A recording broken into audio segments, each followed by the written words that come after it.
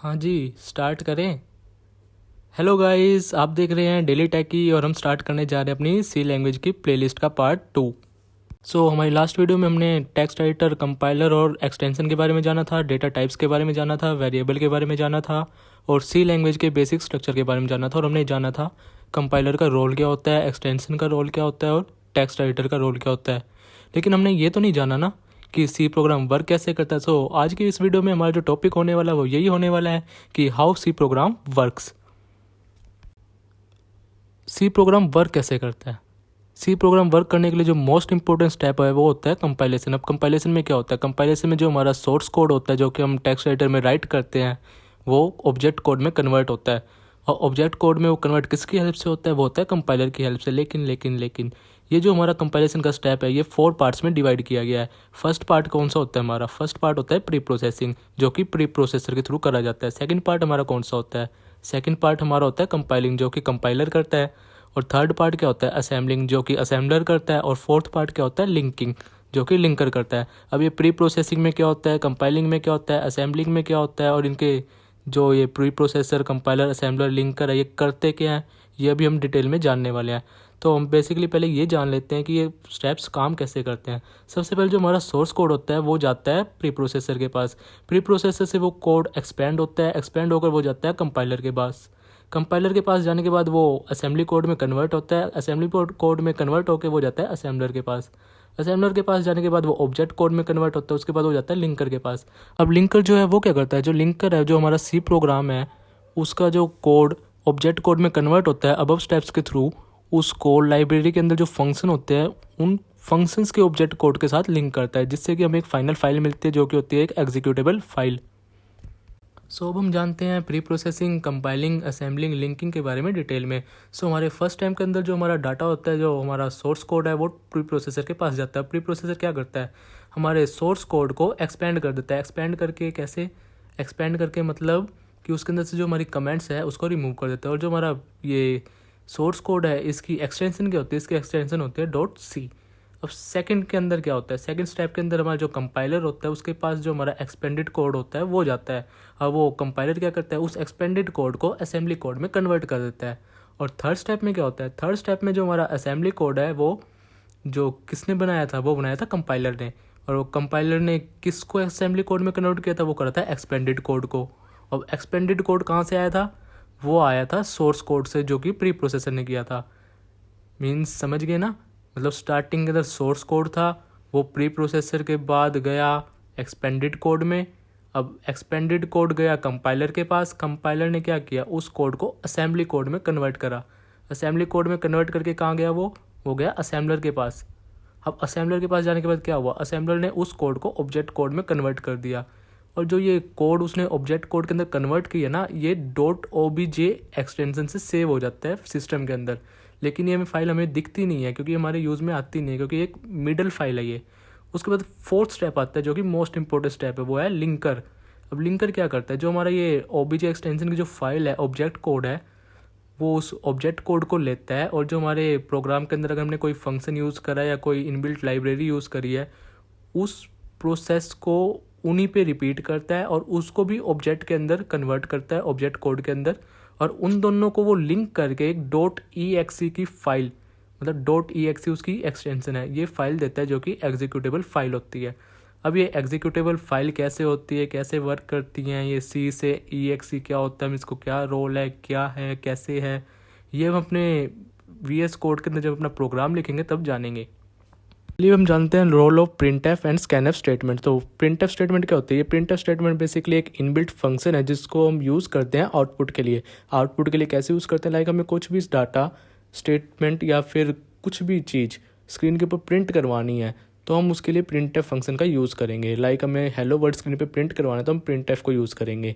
और स्कैनफ किस लिए काम आता है, स्कैनफ बेसिकली हमारे लिए एक इनपुट लेने के काम आता है यूज़र से। चाहे हमें कुछ भी चीज़ इनपुट करवानी है यूज़र से अपने प्रोग्राम के अंदर, तो उसके लिए हम स्कैनफ फंक्शन को यूज़ करेंगे और ये भी एक इनबिल्ट लाइब्रेरी होती है।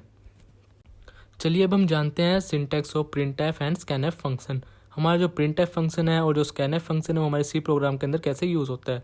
हमने स्टार्टिंग में यहाँ पे एक बेसिक सा प्रोग्राम लिखा है जिसके अंदर हमने standard input output library include करी है, हैज़ इंक्लूड stdio.h लगा के उसके बाद हमने एक वर्ड लिया है मेन, जो कि एक एम्प्टी वर्ड है।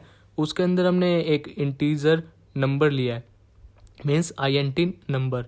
INT नंबर लिखने का मतलब क्या है कि इंटीजर डाटा टाइप है और नंबर वहाँ पे एक वेरिएबल है, लेकिन इसके अंदर कोई वैल्यू स्टोर नहीं है, तो ये एक नल वेरिएबल है। उसके बाद हमने स्टेटमेंट लिखी है printf ब्रैकेट के अंदर राइट द नंबर।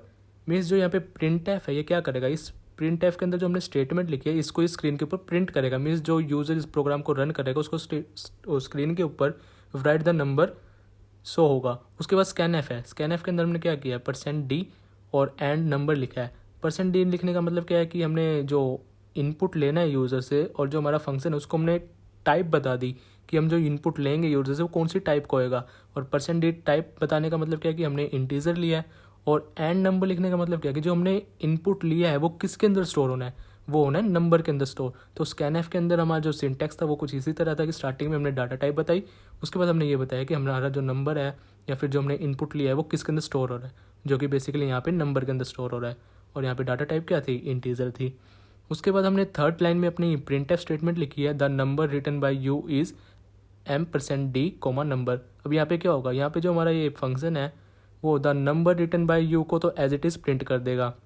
उसके बाद %d को क्या करेगा, %d यहाँ पे डाटा टाइप थी इंटीजर, तो हमने जो नंबर लिया है यहाँ पे जो इनपुट करवाया है उसको ये चेक करेगा क्या है, उसको इस प्लेस पे रखेगा। उसके बाद जो कोमा लगा के नंबर लिखा है हमने, कोमा लगा के नंबर लिखने का मतलब क्या है कि यहाँ पे जो %d है उसको पता चल जाएगा कि हमने वैल्यू कौन सी वाली प्रिंट करनी है। मीन्स हमने जो नंबर के अंदर इनपुट किया था वो हमने यहाँ पे प्रिंट करनी है।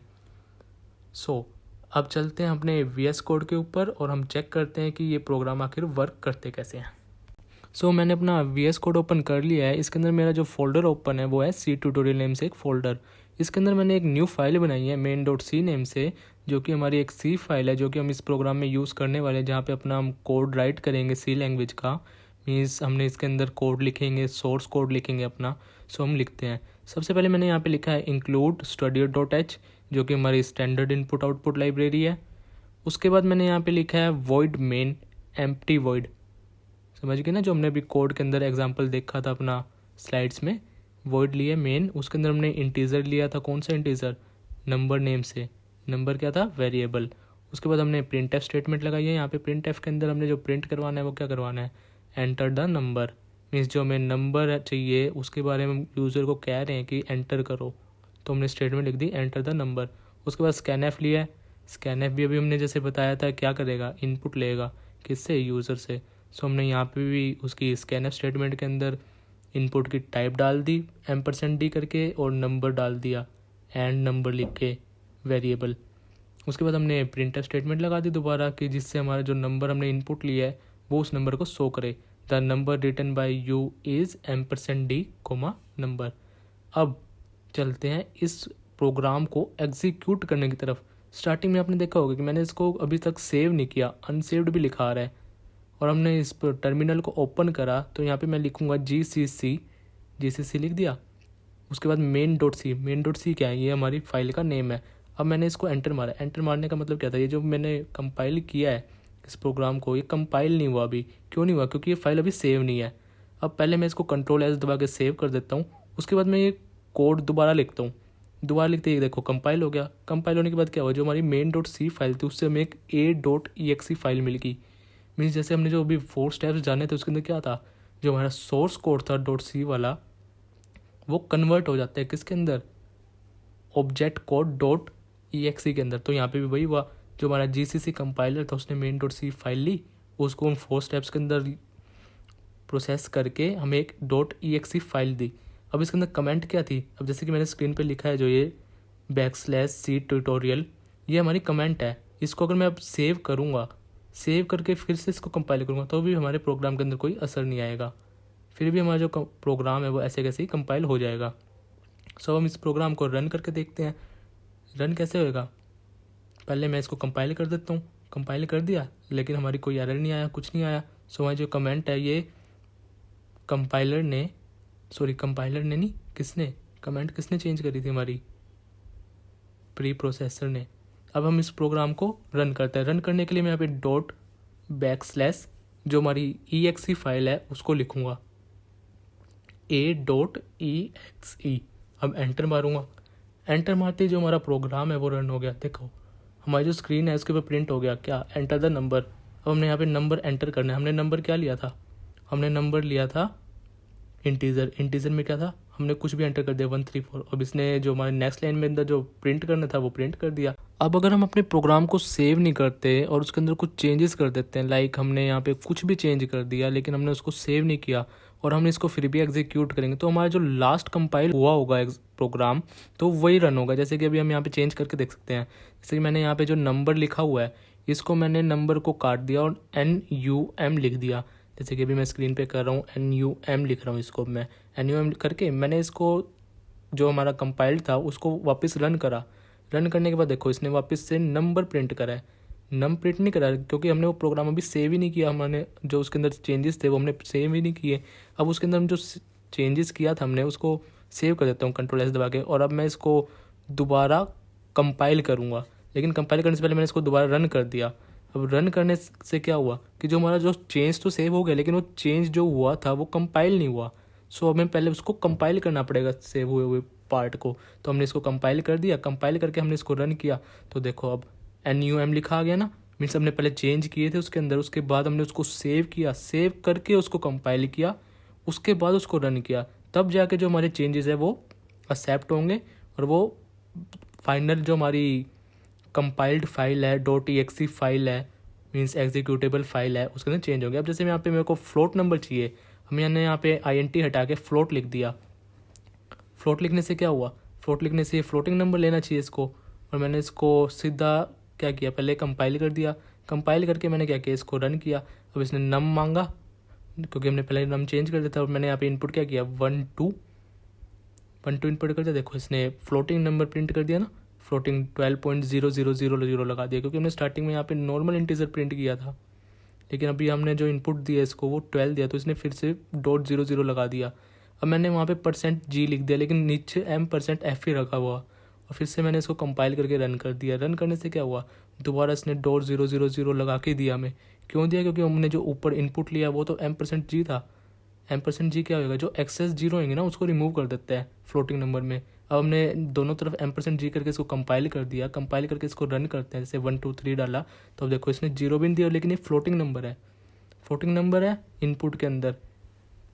अब जैसे कि अगर मैं क्या करूँगा, स्टार्टिंग में मैं यहाँ पे जो फ्लोट है ना इसको ही चेंज कर देता हूँ। फ्लोट करके इसको मैं लिख देता हूँ INT करके, और मैं नीचे यहाँ पे M%G को भी D कर देता हूँ, ऊपर भी M%G को D कर देता हूँ, और उसके बाद मैं इसको सेव करता हूँ। सेव करके मैंने इसको कंपाइल कर दिया। कंपाइल करके जैसे कंपाइल कैसे किया था, GCC main.c से। उसके बाद मैंने इसको रन किया। रन करके इसने जो नंबर मांगा उसके अंदर मैंने एक डेसिमल नंबर दे दिया इसको, लेकिन इसने जो प्रिंट करा वो क्या किया, प्रिंट करा एक इंटीजर, डेसिमल वाला पार्ट हटा दिया क्योंकि इसके अंदर जो इसने टाइप ली वो इंटीजर ली। अब लेकिन इसमें मैंने वापस फ्लोट कर दिया, फ्लोट करके यहाँ पे M%G लगा दिया दोनों तरफ। और अब मैं इसके अंदर अगर इसको सेव करता हूँ, पहले सेव हो गया, उसके बाद मैंने इसको कंपाइल कर दिया। कंपाइल करके मैंने इसको रन किया। रन करने के बाद जो इसके अंदर इनपुट दे रहा हूँ उसके अंदर मैंने नॉर्मल नंबर इनपुट दिया 1 2 3, तो इसने प्रिंट कर दिया।